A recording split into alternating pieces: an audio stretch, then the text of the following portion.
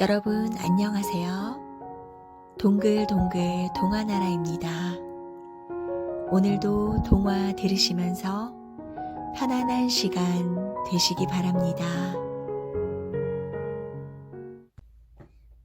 땅꼬집 옹고집. 옹진골 옹당촌에 옹고집이라는 부자가 살았어요. 옹고집은 제 고집대로만 하는 지독한 구두쇠였어요. 추운 겨울에도 불을 떼지 않고 웅크리며 잠을 자고 아침에만 밥을 먹고 점심은 굶고 저녁은 죽을 먹었죠. 어머니가 병들어 알아 누워도 약한 첩 지어오지 않았어요. 네가 어찌 어미에게 이럴 수가 있단 말이냐. 너 같은 못된 자식이 세상에 또 있을까? 어머니가 얼음처럼 찬방에 누워 원망해도 옹고집은 들은 척도 하지 않았어요. 영암 월출봉 취암사에는 학대사라는 스님이 있었어요. 귀신도 놀랄 만큼 도술이 뛰어난 스님이었죠. 하루는 제자 스님이 상처투성이가 되어 취암사로 돌아왔어요. 어쩌다 그렇게 되었는가? 학대사가 놀라서 물었어요. 옹고집이란 부자가 저를 꽁꽁 묶어놓고 몽둥이질을 했습니다. 무슨 잘못을 했기에 그랬는가? 시주를 정한 것 말고는 아무 잘못도 하지 않았습니다. 젊은 스님은 분한 듯 눈물을 흘리며 말했습니다. 그놈은 저희들을 깔보고 미워해서 시주를 정하러 가면 묶어놓고 때린다는 소문이 자자합니다. 정말 그런지 내가 한번 가봐야겠군. 학대사는 바랑을 메고 옹고집의 집을 찾아갔어요. 학대사는 활짝 열린 대문 앞에서 목탁을 치며 큰 소리로 연부를 외기 시작했어요. 아이고 스님, 큰일 당하지 말고 어서 가시구려. 낮잠을 주무시는 주인 어른이 계시면 무사하지 못하십니다. 하인이 밖으로 나와 손을 내저으며 말했습니다. 시주를 많이 하시면 극락으로 가십니다. 나무 관세음 보살. 학대사는 꿈쩍 않고 더 큰 소리로 연부를 외우며 말했지요. 여봐라, 저 중놈을 당장 묶어 곤장을 쳐라. 낮잠을 깬 옹고집이 밖으로 뛰쳐나오며 고래고래 소리쳤어요. 하인들이 달려들어 학대사를 꽁꽁 묶었죠. 아니, 이놈들이 나무 관세음 보살. 하인들은 아랑곳하지 않고 학대사에게 곤장을 내리쳤어요. 결국 학대사는 곤장을 30대나 맞고 밖으로 쫓겨났지요. 정말 몹쓸 인간이군. 저 못된 마음을 고쳐줘야겠어. 학대사는 다리를 절룩거리며 취암사로 돌아갔어요. 학대사는 지프로 허수아비를 만들었습니다. 허수아비를 세워놓고 한참 동안 주문을 외우자 허수아비가 옹고집과 똑같이 생긴 사람으로 변하는 게 아니겠어요? 옹고집의 집으로 가서 오늘부터 네가 옹고집 행세를 하거라. 가짜 옹고집은 학대사의 말이 끝나기가 무섭게 옹고집의 집으로 바람처럼 달려갔습니다. 진짜 옹고집은 나들이를 가고 사랑방이 비어 있었어요. 가짜 옹고집은 사랑방에 앉아 주인 행세를 하기 시작했어요. 돌쇠야, 강쇠야, 소에게 염을 주고 마당 좀 쓸어라. 춘다나, 너는 사랑방 청소도 하지 않고 여태 뭘 했느냐? 그때 나들이를 갔던 진짜 옹고집이 집으로 들어와서는 자기와 똑같이 생긴 사람을 보고 눈이 휘둥그레졌죠. 이놈, 넌 누구냐? 돌쇠야, 강쇠야, 저놈을 끌어내라. 진짜 옹고집이 소리치자 가짜 옹고집이 더 크게 꾸짖었어요. 내 놈이야말로 웬 놈이냐? 저놈을 대문 밖으로 내쫓아라. 하인들은 귀신에 홀린 듯 어리둥절했습니다. 사랑방 청소를 하던 춘단이가 급히 안채로 달려갔어요. 마님, 큰일 났어요. 나리께서 두 분이 되어 서로 싸우십니다. 네가 실성을 했구나. 주인 양반이 두 분이라니. 얘야, 네가 나가서 무슨 일인지 알아보고 오너라. 놀란 부인이 며느리를 밖으로 내보냈습니다. 며느리를 보자 진짜 온고집이 자신만 아는 비밀을 말했어요. 마침 잘 왔다. 네가 시집 올 때 가져온 옷그릇을 다락에 잘 보관해 두었지. 그러자 가짜 온고집이 한술 더 떴지요. 그걸 잘 보관했다가 잔치 때만 쓰라고 한 게 난데 저놈이 아는 체를 하는구나. 한바탕 난리가 났지만 아무도 누가 진짜인지 알 수 없었어요. 할 수 없이 두 온고집은 사또 앞에서 재판을 받게 되었죠. 두 사람은 조상과 집안 형편을 소상히 말해보아라. 진짜 온고집이 먼저 이것저것 자세히 아뢰었지요. 제 아버지는 옹송, 할아버지는 만송입니다. 그리고 그러자 가짜 온고집은 할아버지 벼슬과 죽은 날짜, 부인의 집안에 대해서도 자세하게 말했어요. 집에 있는 닭과 말의 수, 밥그릇 수까지 모두 맞추었죠. 사또가 딱 손뼉을 치면서 가짜 온고집에게 말했습니다. 네가 진짜로다. 집으로 돌아온 가짜 온고집은 식구들을 모아놓고 말했습니다. 그동안 어머님께 불효하고 너희들에게 못할 짓을 많이 했구나. 그 벌로 이런 일을 당했으니 오늘부터 새 사람이 될 것이야. 온고집은 병든 어머니의 약을 사오고 정성껏 보살폈어요. 집안 식구와 하인들에게도 인자하고 후한 사람이 되었죠. 찾아오는 불쌍한 사람들에게도 빠짐없이 인심을 베풀었고요. 마을 사람들도 새 사람이 된 온고집을 칭찬했습니다. 집에서 쫓겨난 진짜 온고집은 거지가 되어 떠돌아다녔어요. 끼니를 굽는 것이 예사였고 추위에 손발이 얼기도 했지요. 그제야 온고집은 자신의 잘못을 뉘우쳤습니다. 큰 부자로 살면서도 사람들에게 구두쇠처럼 행동한 것을 말이에요. 집을 떠난 1년 동안 온고집은 온갖 고통 속에서 눈물을 흘렸죠.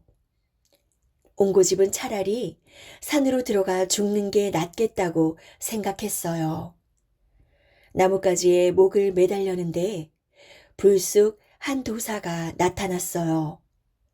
그 도사는 바로 예전에 온고집을 찾아왔던 학대사였지요. 죽기 전에 너에게 착하게 살 기회를 주마.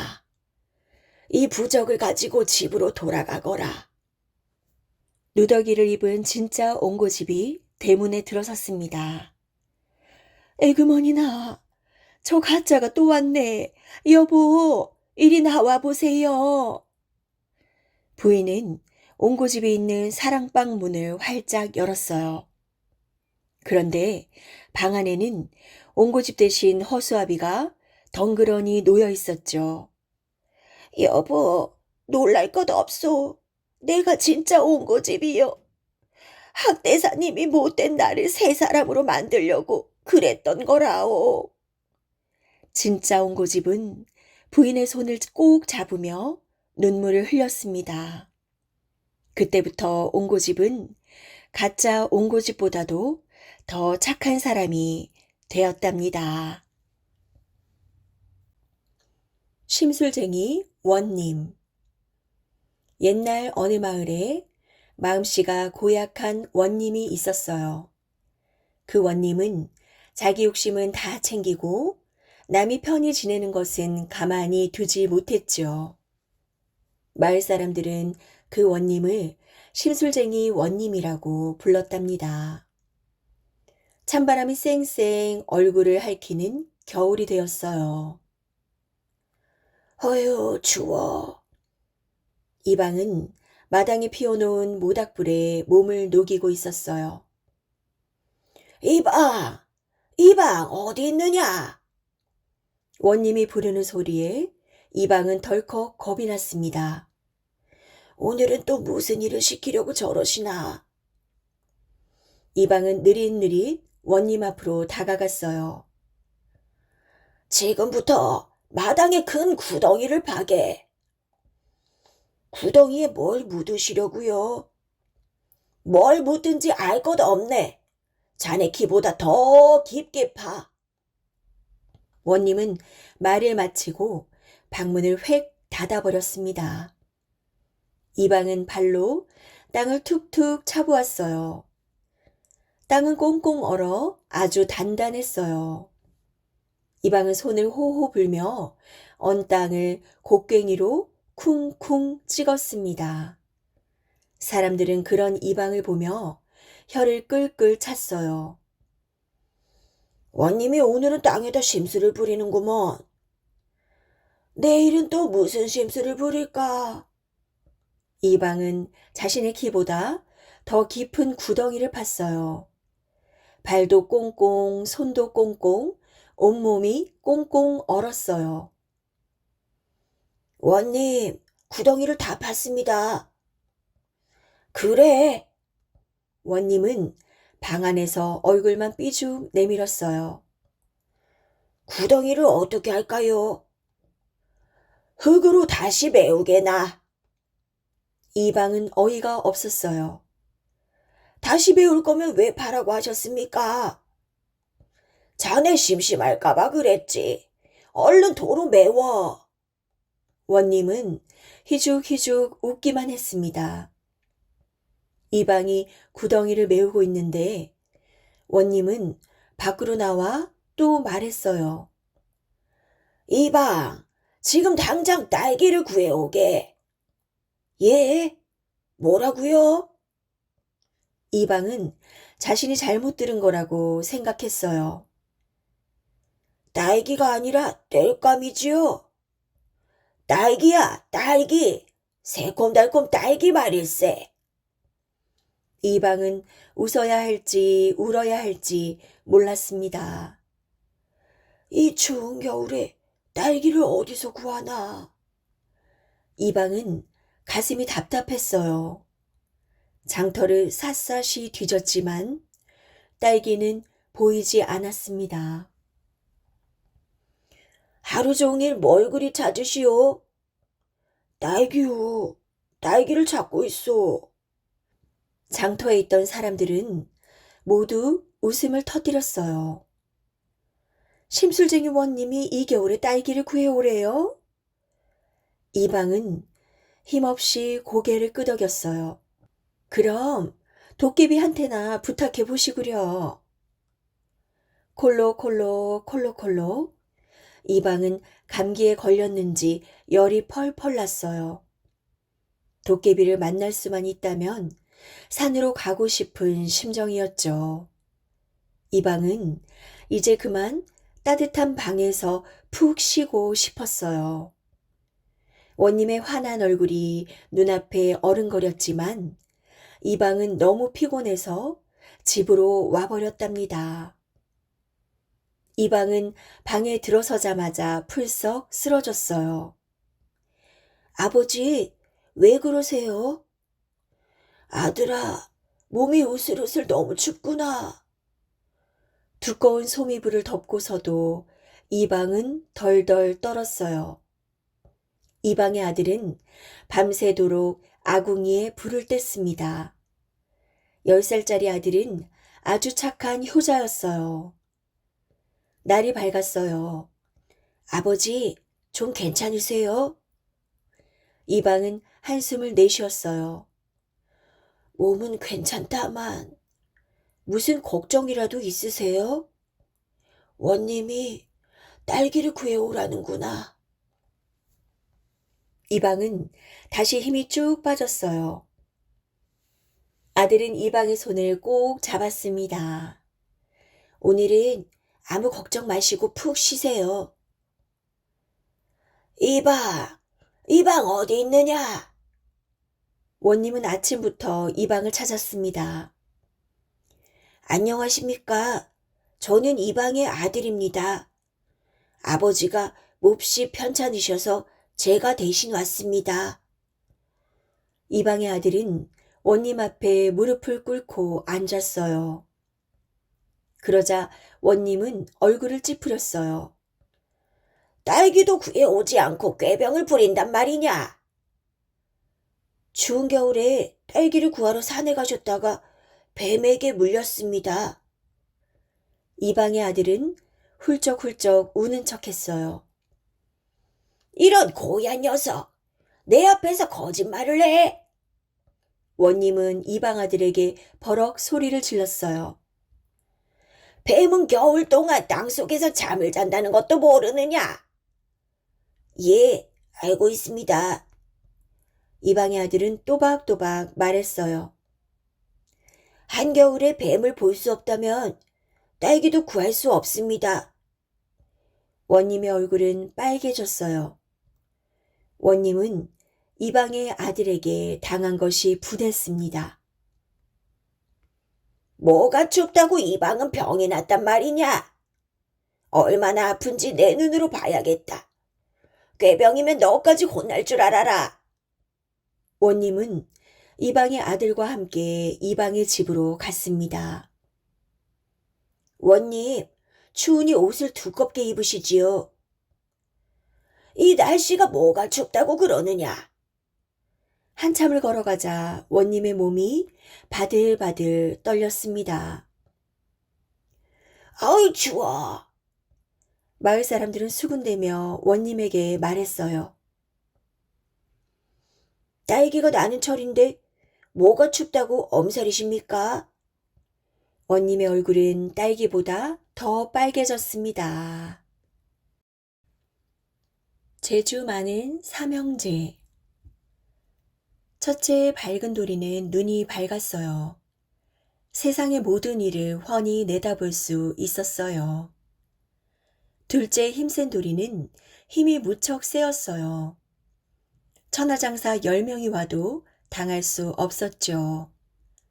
막내 무쇠도리는 몸이 단단했습니다. 아무리 맞아도 끄떡 없었지요.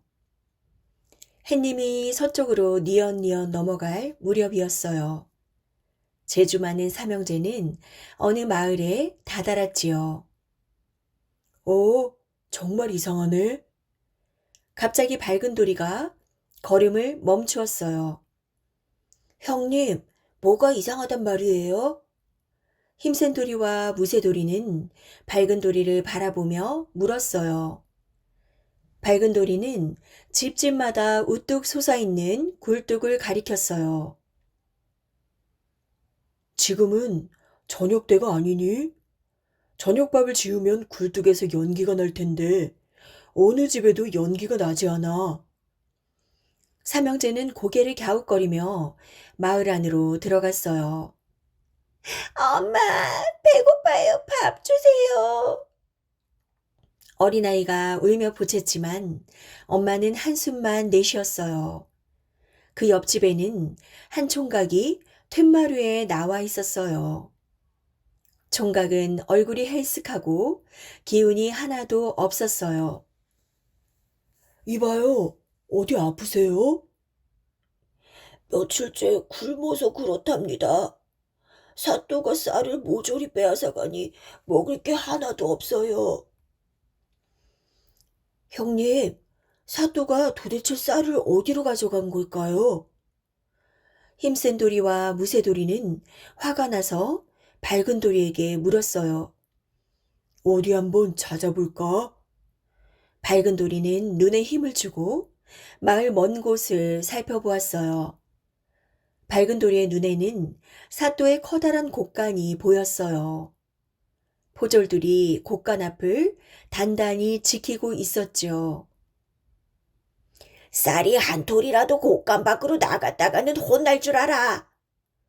욕심 많은 사또는 포졸들에게 버럭 소리쳤어요. 형님, 뭐가 보여요? 힘센 도리와 무쇠도리는 궁금한 표정으로 물었어요. 사또의 곳간에는 사람들에게 빼앗아온 쌀이 가득해. 자기만 배부르게 먹으려고 말이지. 힘센 도리는 팔을 걷어붙였어요. 이런 욕심쟁이 사또 같으니라고. 내가 곳간에 가서 쌀을 가지고 나올게요. 그러자 밝은 도리가 무쇠도리에게 말했어요. 내일 아침이 되면 사또는 분명히 쌀을 훔친 사람을 찾아 나설 거야. 마을 사람들을 마구 괴롭힐지도 몰라. 무쇠도리야, 그때는 내가 나서렴. 무쇠도리는 웃으며 고개를 끄덕였어요. 깜깜한 밤이 되자 삼형제는 사또의 곳간으로 향했어요. 힘센 도리가 사또의 곳간에 다가가자 포졸들이 소리쳤어요. 어떤 놈이냐? 여기 사또의 곳간이야. 썩 물러가.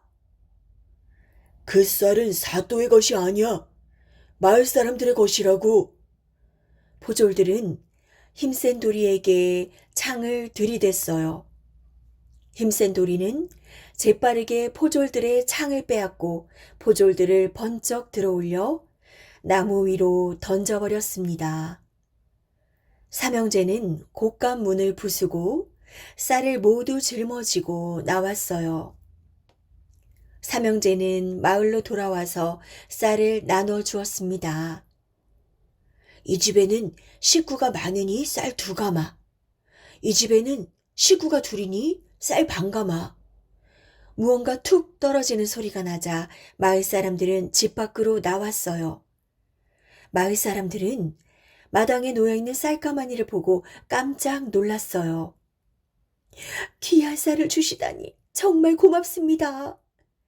그날 밤 아주 오랜만에 집집마다 굴뚝에서 연기가 모락모락 피어올랐어요. 밥 짓는 구수한 냄새가 온 마을로 퍼졌어요. 다음 날 아침 사또는 쌀이 없어진 것을 알게 되었습니다. 사또는 화가 나서 펄쩍펄쩍 뛰었어요. 사또는 황소처럼 씩씩 콧김을 내뿜으며 소리쳤어요. 감히 어떤 놈이 내 쌀을 훔쳐갔단 말이냐? 그게 눈 깜짝할 사이에 일어난 일이라서. 너희는 곳간을 안 지키고 무엇을 했단 말이냐? 사또는 포졸들에게 마구 소리를 질렀어요. 당장 쌀을 훔쳐간 놈을 잡아오너라. 포졸들은 창과 몽둥이를 들고 마을을 돌아다녔어요. 누가 쌀을 훔쳤는지 말해보아라. 포졸들은 집집마다 돌아다니며 사람들을 윽박질렀어요. 저희는 모릅니다. 누군가가 마당에 쌀을 놓고 갔어요. 마을 사람들은 무서워서 벌벌 떨었어요. 그런 거짓말을 믿을 것 같아. 좋아, 도둑이 안 나오면 모두 잡아갈 테다. 포졸들은 마을 사람들을 모조리 끌고 관가로 갔습니다. 그 가운데에는 삼형제도 끼어 있었어요. 사또는 가장 나이가 많은 할아버지부터 끌어냈어요. 이 늙은이부터 혼내줘야겠군. 사또, 저는 아무것도 모릅니다. 이 늙은이가 무슨 힘으로 쌀을 훔쳐겠습니까? 그때 무쇠도리가 앞으로 나서며 말했어요. 사또, 제가 곳간에 쌀을 훔쳤습니다. 사또는 무쇠도리의 멱살을 잡고 부르르 떨었어요. 이놈, 이 도둑놈, 이 도둑놈에게 곤장을 쳐라. 포졸들이 무쇠도리의 바지를 내리고 커다란 몽둥이로 엉덩이를 치기 시작했어요. 하나요, 둘이요, 셋이요. 에구 나 죽네, 에구 나 죽네. 그런데 무쇠돌이의 얼굴은 아무리 맞아도 싱글벙글했어요. 전혀 아픈 것 같지가 않았지요. 사또는 약이 올라 펄펄 뛰며 소리쳤어요. 뭐 하고 있는 게냐? 더 세게 쳐라. 마을 사람들이 여기저기에서 수근거리기 시작했어요. 세상에, 몸이 무쇠로 만들어졌나 봐. 사또는 더욱 화가 치밀었어요. 이 멍청이들아, 저리 비켜! 사또는 포졸들을 밀쳐내고 몽둥이를 잡았어요. 이놈, 이 도둑놈, 내 쌀을 훔쳐간 나쁜 놈! 사또가 무쇠돌이의 엉덩이를 막 내리치려는 순간이었어요. 갑자기 무쇠돌이가 방귀를 뀌고 말았어요. 사람들은 눈치를 살피며 킥킥 터져나오려는 웃음을 참았지요. 사또는 더욱 약이 올라 있는 힘껏 무쇠돌이를 내려쳤어요. 바로 그때였어요. 뿌지직 하는 소리와 함께 똥냄새가 나기 시작했어요. 당황한 사또의 얼굴이 빨개졌어요. 우와, 사또 좀 봐. 아이고, 냄새야. 너무 화가 난 사또가 잔뜩 힘을 주다가 그만 똥을 싸고 만 것이에요. 사또가 또 똥을 쌌네. 사람들은 모두 코를 막고 웃음을 터뜨렸어요. 사또는 너무 창피해서 한달음에 도망쳤지요. 그때부터 그 못된 사또는 똥 싸는 사또가 되었답니다.